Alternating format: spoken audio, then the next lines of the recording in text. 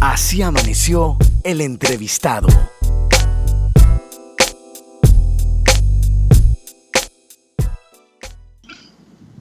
Lo que sucede en el mundo y lo que une a toda la población del continente, creemos a veces que no nos impacta y creemos a veces que no contagia de ejemplo, bueno o malo, a nuestros gobernantes.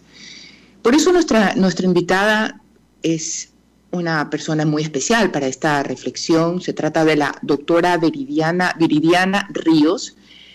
Ella es doctora en Gobierno por la Universidad de Harvard, experta en Desarrollo Económico Estatal, Seguridad Ciudadana y Estado de Derecho. Actualmente es experta del Centro de Woodrow Wilson para Expertos Internacionales y tiene una columna de opinión dominical en Excelsior. Antes de integrarse al Centro Wilson, Viridiana trabajó e investigó en el Centro de Estudios México-Estados Unidos de la Universidad de California en San Diego, el Instituto Transborder, la ONU, la Agencia de los Estados Unidos para el Desarrollo USAID y una larga y prestigiosa carrera de investigadora y de formación académica. Viridiana Ríos, muy buenos días y gracias por estar en Así Amaneció. ¿Qué tal? Muy buenos días y saludos al auditorio. En primer lugar, mil disculpas por no poder presentar toda su larga hoja de vida, que la verdad es fantástica y da ganas de hacerle todas las preguntas que el tiempo nos permita por su trayectoria y por su formación. Pero hay un tema que nos importa mucho, que trata de los migrantes, este movimiento humano que ubica a la gente no solamente en situación de movilidad humana, sino de situación de calle, que provoca una escalada de violencia, a veces en las declaraciones de los líderes gubernamentales de los países. Frente a ese escenario, ¿cómo usted puede calificar la situación de los migrantes en este momento de México y las relaciones entre los Estados Unidos?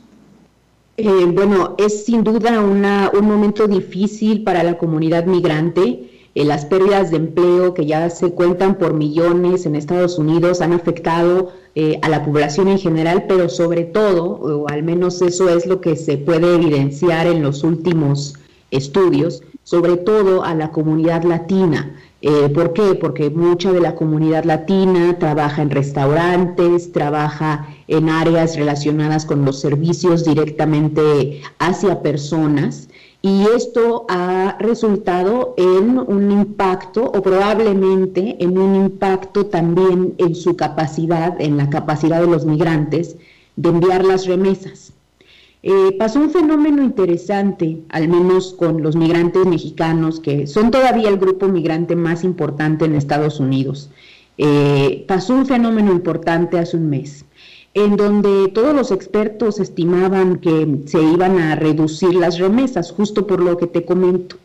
Pero pues lo que se observó fue lo opuesto, fue un incremento histórico en la cantidad de remesas que se enviaron de Estados Unidos a México. Esto se debió, bueno, en parte a la enorme solidaridad que tienen las comunidades migrantes, en donde al saber que empezó la pandemia y al observar pues la dureza con la cual se afectaba a sus familias en casa, comenzaron a mandar mayores remesas. También puede estar relacionado con el hecho de que muchos de ellos regresaron al haber perdido su empleo, y eso pues regresan con dinero que a su vez cambian y que utilizan en sus países de origen, pero pues la expectativa es que eso haya sido un fenómeno del mes anterior y que poco a poco ya empecemos a ver ahora sí afectada la cantidad de remesas. Y de ahí el título de su columna, Los migrantes rescatan a México y a López Obrador, porque al final del día, como esta pandemia tiene un golpe triple y en un primer momento y a la vez económico, social y de salud, la situación económica de México, especialmente a las familias más vulnerables, pues estas remesas tienen que haber significado una gran bendición y una ayuda. Así es, de hecho, pues esta gran sorpresa que te comento de haber visto a la comunidad migrante apoyar con tanta fuerza, con más fuerza de lo normal. De hecho, el dato que te comento, que es el dato de abril, mostró que la cantidad de remesas fue superior a cualquier cantidad recibida desde 1995. Wow. Entonces es una cuestión histórica, y pues en un país como México, en donde se ha visto un vacío importante por parte del gobierno y no se ha creado un programa de apoyo económico suficientemente fuerte, pues lo que estamos viendo es que estas remesas han supuesto pues el único salvavidas que ha quedado para ciertas familias. Si consideramos, y este es un dato muy importante, si consideramos el incremento en la cantidad de remesas que sucedió al inicio de la pandemia, y también el incremento en el valor de la remesa, porque tenemos que recordar que el peso dólar en México aumentó, es decir, por un solo dólar se obtenía mayor capacidad de poder adquisitivo. Lo que sucede es que observamos un aumento de más del 50% en el ingreso de las familias, una vez que se consideran estos dos factores. Pero extraño, ¿no? Por final, bueno, la distancia geográfica y la distancia en algunas cosas pues provoca una visión distorsionada de la realidad. Y sucede que desde Ecuador hemos visto a López Obrador con un discurso, pues, digamos que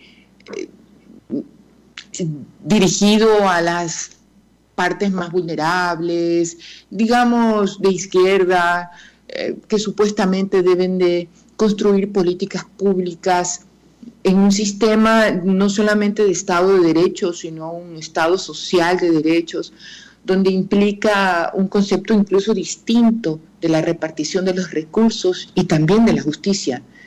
Extraño que esté funcionando así ese gobierno, ¿no?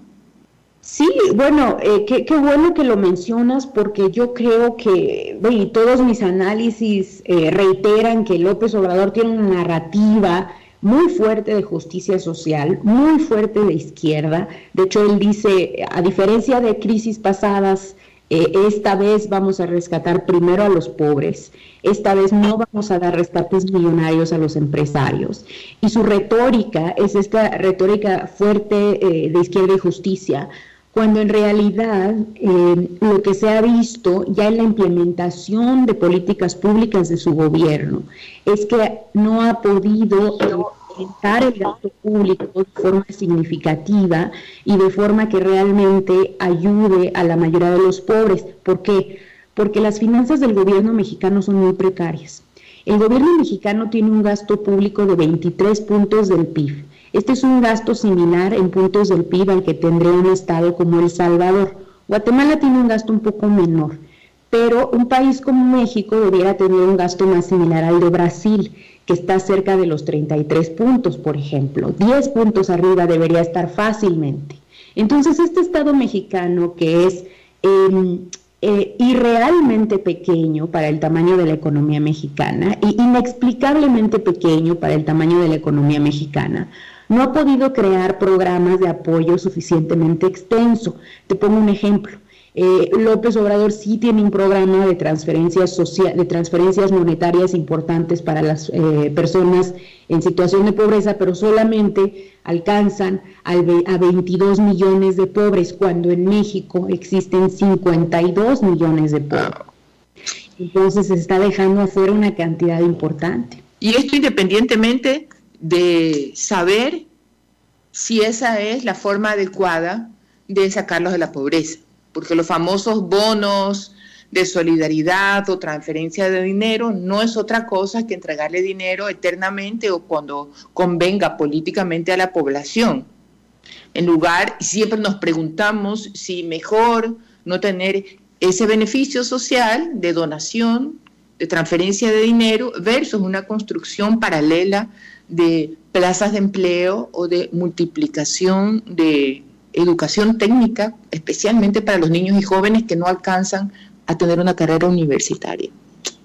En fin. Sí, claro. Bueno, de hecho, las transferencias, eso es un punto importante que hay que mencionar. Las transferencias van hacia jóvenes que están en educación, en educación media, y también van hacia, algunas son pensiones, o sea, sí hay ciertas condiciones para el acceso a estas. Qué bien, qué interesante.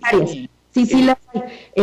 Pero bueno, el punto general es quizá cómo López Obrador internacionalmente logra tener esta imagen de un gran presidente de izquierda con un gasto. Bueno, yo no la tengo, con todo respeto para López Obrador y el Estado de México. La verdad que tuve mucha curiosidad al inicio, porque soy muy curiosa de la situación política en el mundo, y lo veo y hasta ahí nomás. Claro. Pero bueno, mira, ya los resultados... están hablando por él. Ya los resultados empezarán a hablar por él. Se estima, hay varios estudios ya que estiman que en México la pobreza puede llegar a aumentar entre 15 y 20 millones. Para poner este dato en perspectiva, en los últimos... Con los más 50 millones y 50 y pico de millones que acaba de contarnos que existen en México. Así es una tragedia, porque bueno, México es un país actualmente de 130 millones de mexicanos, y si de repente se nos aumentan en 20 millones, estaríamos llegando al 60-65% de la población en pobreza. Oh, wow. Viridiana, se me acabó el tiempo y lindísima esta conversación. Creo que le voy a pedir así de manera pública que nos acompañe nuevamente para seguir analizando especialmente este proceso de migración que siempre ha sido terriblemente para América Latina. Y bueno, pues agradecerle nuevamente por su tiempo. Muchísimas gracias, y pues invitar al auditorio a que lean el texto que nos inspiró a platicar, que se llama Los migrantes rescatan a México y a López Obrador, y está publicado en el New York Times.